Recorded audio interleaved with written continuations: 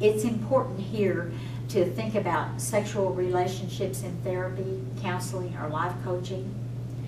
When this comes up, sex is important. It's part of our life.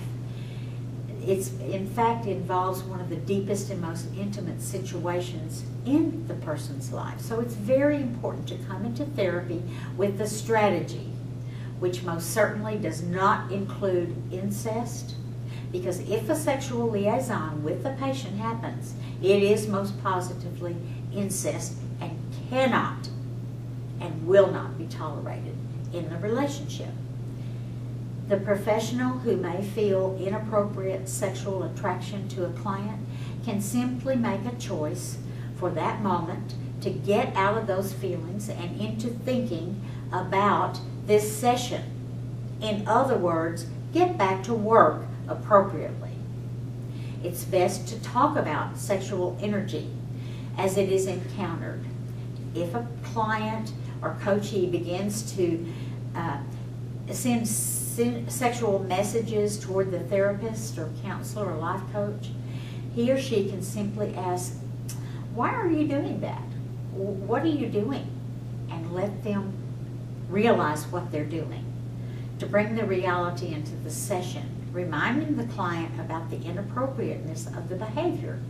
Not the inappropriateness of them as a person, but the inappropriateness of that sexual behavior toward the therapist or life coach.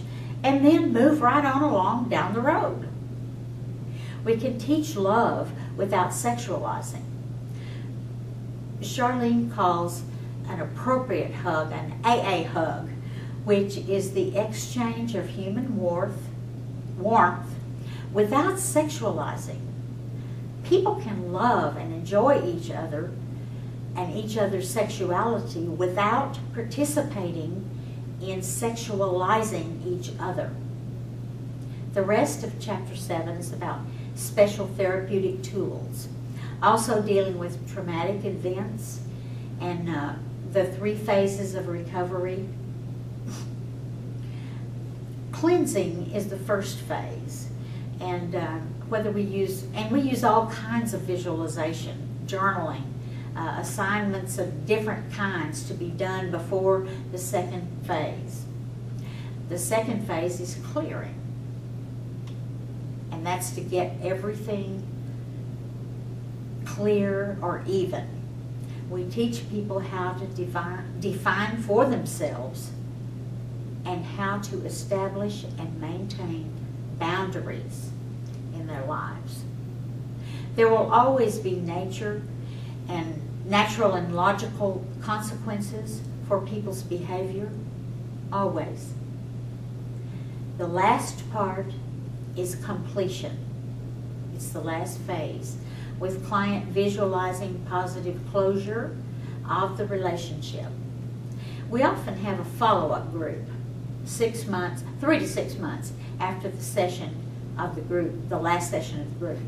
This is my estimation that some of the most fun groups, where the group members are mature enough to tease each other as well as encourage each other.